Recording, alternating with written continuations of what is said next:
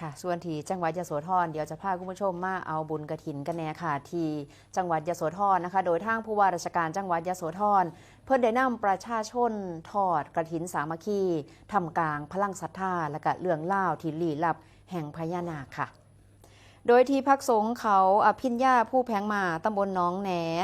อำเภอกุดชุ่มจังหวัดยโสธรนายชันชัยสอนศรีวิชัยผู้ว่าราชการจังหวัดยโสธรก็เป็นประธานในพิธีทอดกฐินสามัคคีมหาทานบารมีประจำปี 2568 โดยมีพระเทพวงศาจารย์เจ้าคณะจังหวัดยโสธรเจ้าอาวาสวัดมหาธาตุพระอารามหลวงเป็นประธานฝ่ายสงฆ์มีหน่วยงานภาครัฐภาคเอกชนตลอดจนพุทธศาสนิกชนผู้ที่มีจิตศรัทธาเข้าร่วมพิธีอย่างพร้อมเพรียงกันโดยมียอดกฐินสามัคคีร่วมทั้งสิ้นอยู่ที่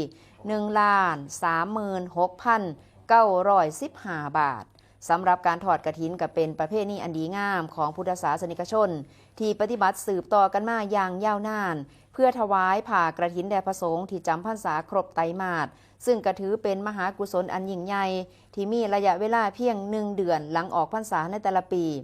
การร่วมพลังศรัทธาของชาวจังหวัดยโสธรในเทื่อนี้บ่เป็นเพียงแค่การทำนุบำรุงพระพุทธศาสนาเท่านั้นแต่ยังเป็นการเสริมสร้างความสามัคคีความเข้มแข็งให้กับชุมชนโดยเขาเอ่ยว่าเป็นความพิเศษของการถอดกฐินอยู่ที่พักสงฆ์เขาอภิญญาผู้แพงมามองนี้อยู่ที่เรื่องราวความเสื่อและก็ตำนานท้องถิ่นที่มีการสืบทอดกันมา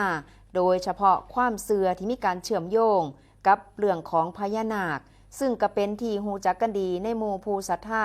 ว่าเป็นสถานที่ปฏิบัติธรรมอันเงียบสงบท่ามกลางธรรมชาติและก็เป็นสถานที่ที่ศักดิ์สิทธิ์มีความเกี่ยวพันกับองค์พญานาคราชจึงกลายเป็นจุดหมายสำคัญของเหล่าสายมู่หรือว่าผู้ที่เลื่อมใสในพลังศรัทธาเหนือธรรมชาตินอกจากการถอดกฐินแล้วภายในงานก็มีโรงทานจากผู้มีจิตศรัทธามาเปิดบริการให้แก่ผู้เข้าร่วมงานเป็นภาพที่สะท้อนให้เห็นถึงความเอื้อเฟื้อเผื่อแผ่